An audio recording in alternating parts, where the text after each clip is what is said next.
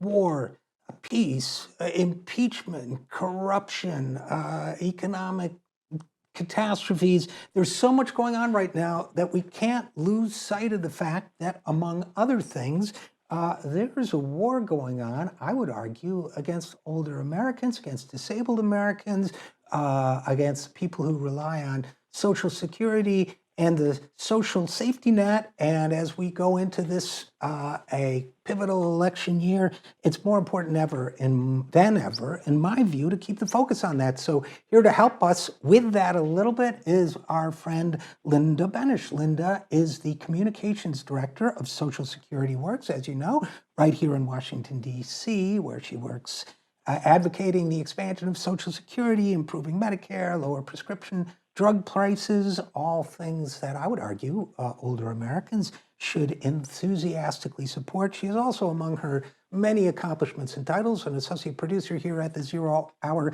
but please don't hold that against her. And without any further ado, Linda, welcome back to the program. Thank you so much for having me back on, Richard. Always a pleasure. And here we are in 2020. A lot of other things have been dominating the news, but there is, you and I have talked about this over the years. We've covered it on the show a lot. It began before Trump. There's this kind of long, slow war of attrition against Social Security, cutting back its administrative funds, doing other things, almost all from Republicans, although there were some compromise deals we had to block and all that. But what's the latest on that from your point of view? So this latest Trump attack on Social Security is targeted at people with disabilities. And it's important to point out that when workers pay into Social Security with every paycheck, they're earning insurance in case of the loss of wages for retirement, which is the best known, but also for the death of the breadwinner and for if they're to become disabled. And so Social Security disability insurance, it's an essential part of Social Security, and it's insurance that workers earn.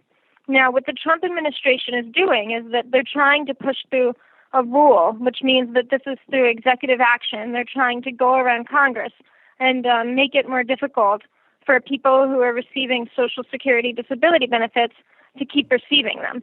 Basically, they're going to say that they have to be checked more often to see if they still have disabilities to qualify.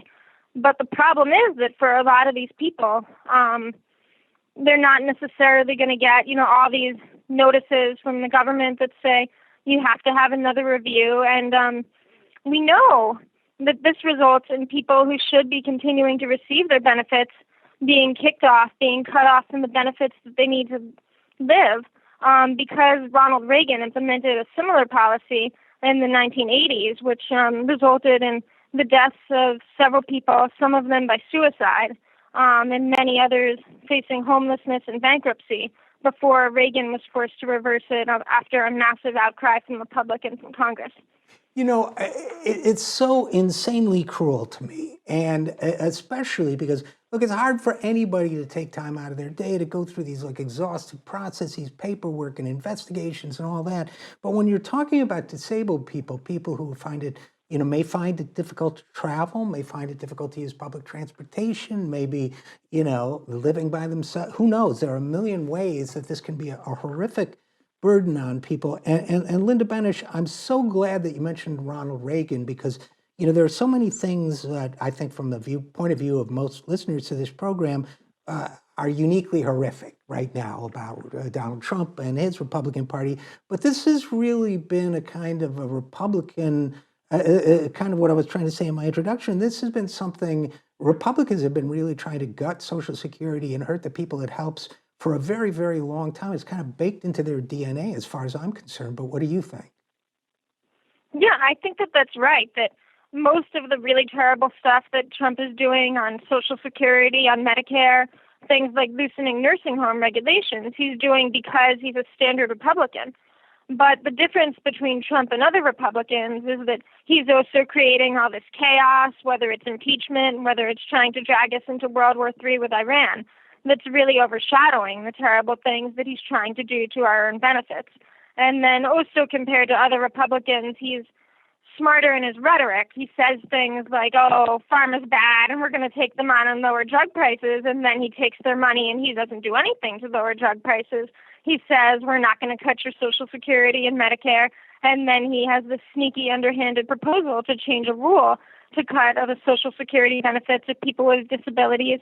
And then in his budget, he also has other cuts to Social Security that he's proposing, but he's very quiet about the cuts and he's very loud in other ways. And so it's very easy for them to sneak under the radar compared to how it would be with a different Republican.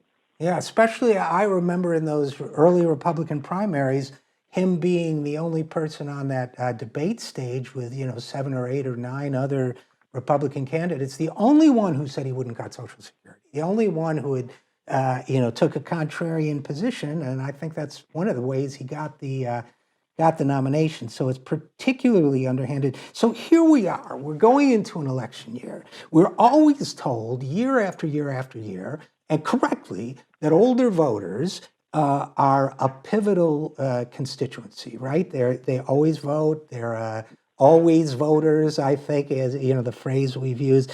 So you have these perpetual older voters who are largely, if I recall my data correctly, and I think I do, largely lean Republican, conservative, Trump, and all of that.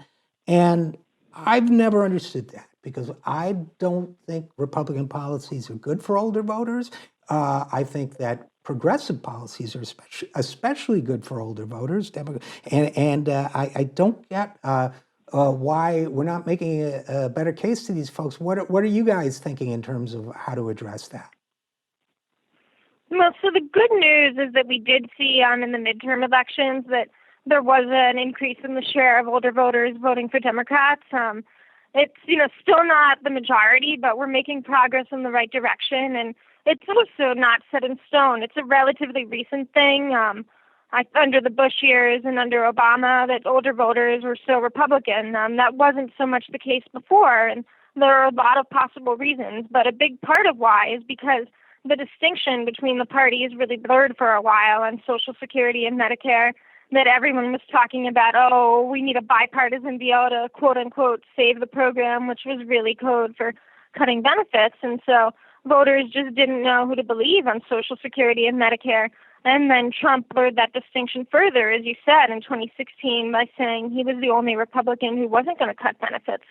And so the best thing that Democrats can do is to nominate someone who's willing to call Trump out for his lies on Social Security and Medicare, and who can draw a really strong distinction. And I should say Social Security Works isn't endorsing a candidate in the Democratic primary, but, and I think that we're in agreement on this, Richard, I would be rather concerned if Joe Biden were to be the Democratic nominee, because while like the other candidates, he now supports expanding, not cutting benefits, and he deserves some credit for that. He's also supported benefit cuts in the past, and so I think it would be harder for him to draw that contrast than it would be for a lot of the other Democrats. So I would tend to agree with that. I always go back to your Social Security, or I should say, our Social Security Works survey from, I think it was late 2009, that after George W. Bush tried to cut Social Security and privatize a lot of it, and the Democrats fought back forcefully. Polling showed that Democrats had a 25-point advantage among voters on the issues of Social Security. But by 2010, after Barack Obama, the administration Joe Biden served, had talked a lot about cutting Social Security, negotiating a grand bargain and so on, appointed a Simpson-Bowles deficit commission to propose such things, that 25-point advantage was gone, and the Republicans actually had a mild, like statistically perhaps insignificant, but advantage on the issue. They squandered it away. Now you have a Democratic Party that's definitely moved towards defending and expanding Social Security. I think that's most of the candidates out there. I think Bernie Sanders, Elizabeth Warren. Bernie's been a long time on this since Elizabeth Warren has, sponsored an amendment to expand Social Security, at least in principle. So you do have candidates who could speak credibly on this issue, but to me, it's pivotal. If the Democrats have to tell a story that voters, older voters in particular, can understand, that says, look, we're going to protect this, we're going to expand it, we're going to make life better for you and your family and anyone else who might need it. So here's what we're going to do. So I would share your concern, yeah. Yeah, I think that that's absolutely right, that squandering that advantage in seniors, that was one of the greatest acts of political malpractice in history, as well as being terrible on policy grounds. And ever since then, it's been a long uphill battle to win back the senior vote. I think that the Democratic Party has been doing a lot of the right things in recent years, but nominating the right person is so important. So has, of the leading candidates, do we have clarity from them? We know Bernie is pro-expansion. We have, evidence, at least from her past amendment, that Senator Warren is pro-expansion. What about Biden? We know the history of the Obama administration, but what about Biden now? What about Pete Buttigieg? What about, God help us, Mike Bloomberg? Do we know, that was an unsolicited political take. Do we know, have these guys made, to your knowledge, specific policy statements about expanding Social Security? Yeah, so at this point, the Democratic Party is finally having the right debate, which is how much do we expand benefits as opposed to how much should we cut them.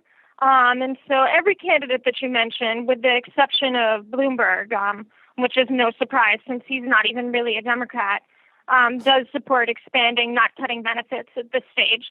But Biden and Buttigieg, not surprisingly, they both support more targeted benefit increases.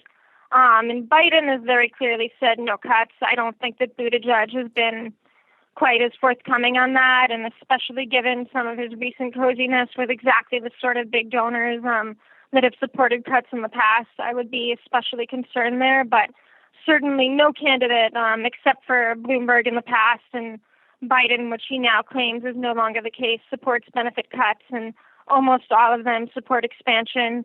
And both Bernie Sanders and Elizabeth Warren have very robust plans to expand Social Security benefits for everyone. Bernie's been a champion of the movement to expand Social Security for a very long time. He was with us when nobody else was, and Elizabeth Warren has been as well a wonderful champion since she got to the Senate. So before I let you go, Linda Benesch, just a last question, which is this all, when we talk about motivating older voters to vote Democratic, the other issue is Medicare. We've seen, especially from Biden and Buttigieg, a lot of what I would call fear-mongering around Medicare. And unfortunately, the journalistic profession, in my view, has enabled this by talking about kicking 150 million people off their current coverage, which to me is like kicking me out of coach so that I can ride in first class. I really think that's very misleading and inflammatory language, but the press uses it over and over and over. For seniors, most seniors have some version of today's Medicare. And there's this kind of like, oh, they're going to give your Medicare to the kids and you won't have it anymore. You'll run out. Actually, Medicare for All is, as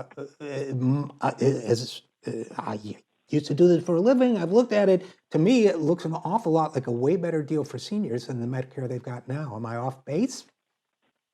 No, that's completely right. Medicare for All would be much better for seniors than current Medicare. It would greatly reduce their costs. And it would add long-term care, dental, hearing, and vision. And it would increase the pool of people that are in Medicare and add a lot more healthy, younger people. So that would be a great thing for current Medicare beneficiaries. And it's not a surprise that Trump and unfortunately a lot of the mainstream media are lying to seniors and trying to scare them about Medicare for All. And they're doing that on behalf of the for-profit healthcare industry, which is terrified of Medicare for All, of losing the massive profits that they're making off of the backs of patients and their families. But it really is like very, it's disgusting, frankly, that candidates like Biden and Buttigieg, who are supposed to be Democrats, are echoing that fear-mongering messaging. And I think that that's making it harder for Democrats to win over seniors, and they should be ashamed of themselves. So last question for you, Linda. What are you guys doing to get this messaging out in 2020 to our political figures to public at large, and where can people find out more? So we have a bunch of tactics up our sleeve. One thing that we've been trying out in the last few months and will be ramping up in 2020 is mobile billboards on trucks around different states with Republican senators up for re-election. So we had one for Joni Ernst highlighting her quote that she wants to change, which means cut Social Security benefits behind closed doors. And we'll be having some of those in Maine, probably in Colorado, and around the country for Mitch McConnell in Kentucky. So we're really excited about that. And then to get updates on that and on all of our work, I would encourage folks to go to socialsecurityworks.org, as well as to follow us on Facebook and Twitter and to sign up for emails.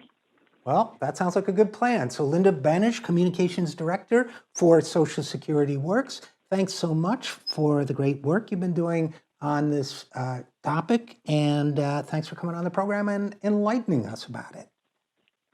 Thanks as always for having me.